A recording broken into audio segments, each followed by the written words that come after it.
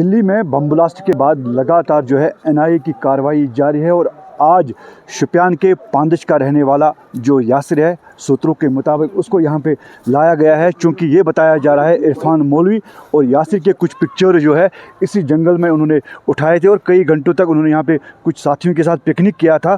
तो यहाँ पे आज उसको लाया गया है। उन्होंने इस जंगल में कुछ बताया होगा, फ़िलहाल ये कहना कबल वक्त है, लेकिन यासिर एनआईए टीम के साथ है, जैसे कि हमने आपको दिखाया कि किस तरह उसको यहाँ पे लिया गया है और उसके साथ साथ यही वो जगह है।